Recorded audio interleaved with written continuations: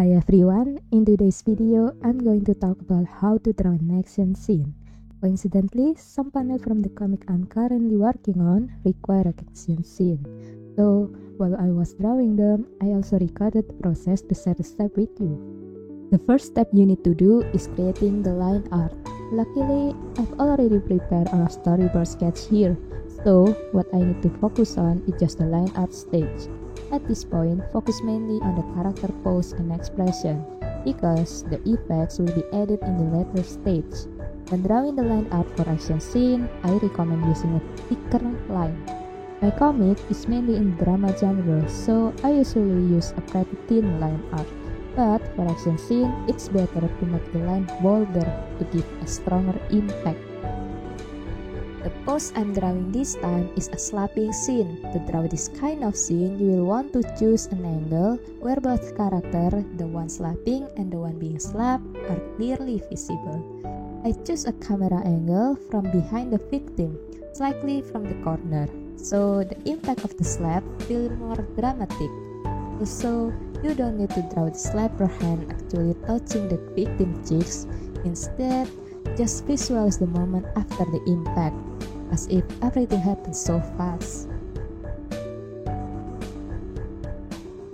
Once the line art is done, you can create a new layer on top to add motion effect and speed lines. It's a good idea to do this right after finishing the line art so you don't forget. For speed line, you can use the speed line tool that's already available in Clip Studio. You can adjust the angle and thickness to match the motion you want to show. Once that's done, you can draw motion line manually.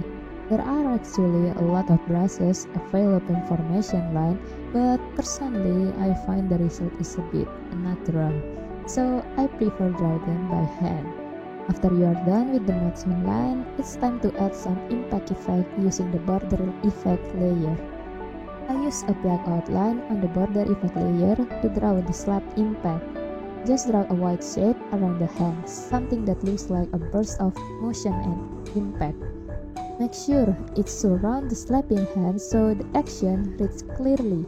And finally, don't forget to add sound effect. I already prepared mine back when I did storyboard. For slap sound, you can just go with a simple onomatopoeia like slap. Next is the coloring stage. I've already posted a few videos where I go into more detail about how I color my comic panels. So feel free to check those out if you are curious about my full coloring process. At this stage, you can just color the panel as usual, starting from the base color and then moving on to the shading. As for additional effect, we will save those for the final finishing stage. Make sure all the essential steps are already done properly in the coloring stage, because it will be much harder to fix things later on. I once had an experience where my editor asked me to revise the fully finished panel, from the base color all the way to finishing, just because of a misproportion that should have been fixed during the line art stage.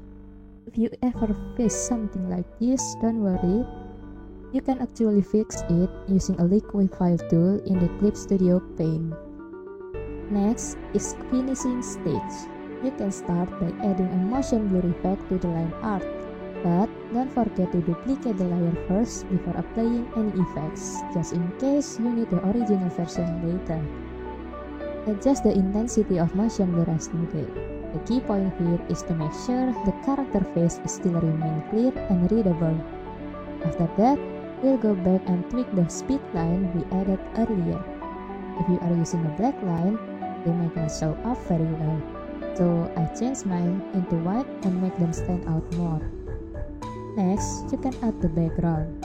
I recommend using a dark background, and you can also add a little bit of texture. For this panel, I use a gauze effect to enhance the atmosphere. Then, let's adjust the sound effect to make it more eye-catching. I changed mine to a blue gradient with a white outline. You can also apply a motion blur to the colored part, just to make sure the character face stays nice and clear. Finally, add a few extra effects to polish the visual and enhance the overall look of your comic. And here's the final result. And that's it for today's video. Thank you so much for watching and hope you found it helpful.